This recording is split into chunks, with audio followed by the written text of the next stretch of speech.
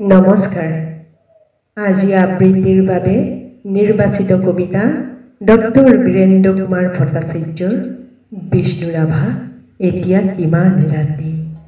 বিষ্ণু ৰাভা এতিয়া কিমান ৰাতি, তুমি হাৰে আছা, হাৰে আছো আমি, আৰু হাৰে আছে প্ৰীতি।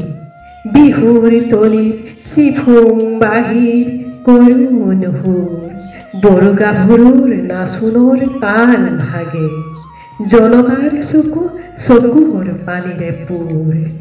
মাজনিশা কোনে ৰাজালিয়েদি আক্ষেপ কৰি যায়, বিষ্ণু ৰাভা আজি নাই।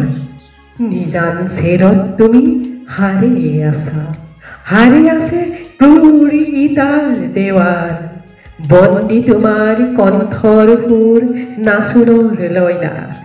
তুমি হাৰে আছা, হাৰে আছে আৰু জাগ্ৰত জনতা, নিদ্ৰাবিহীন ৰাতি। বিষ্ণু ৰাভা এতিয়া কিমান ৰাতি।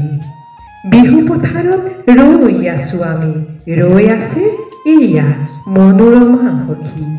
ৰাজপথ জুৰি নৱ উন্মেষ ধ্বনি, হেতাৰ জনৰ অবিৰাম কুৰুলি।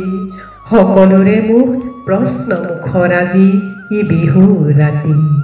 কাৰাগাৰ দ্বাৰ কেতিয়া মুকলি হ'ব, বন্দী সৃষ্টিয়ে কেতিয়ানো প্ৰাণ পাব। প্ৰাণহীন আজি গীত মাত সুৰ, প্ৰাণহীন বিহুতলী। বন্দী শিল্পীৰ বেদনাত জাগে ৰঙা জীৱনৰ উন্মাদনা, সঁচা আবেগৰ।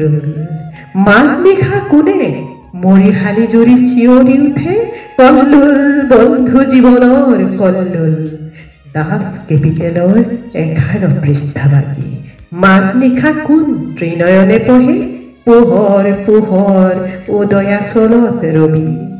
নৱজীৱনৰ প্ৰৱেশদ্বাৰত ইতিহাস ৰল সাক্ষী।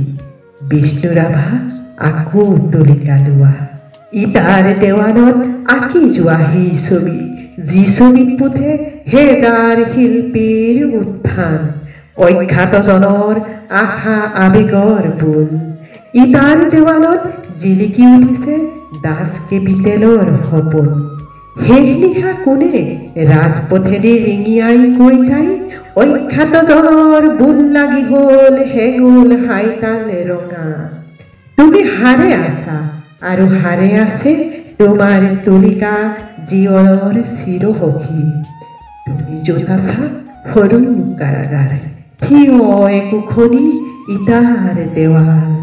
আমি য'ত আছো বৰ পোতাশাল, শত নাগ পাশে বন্ধা।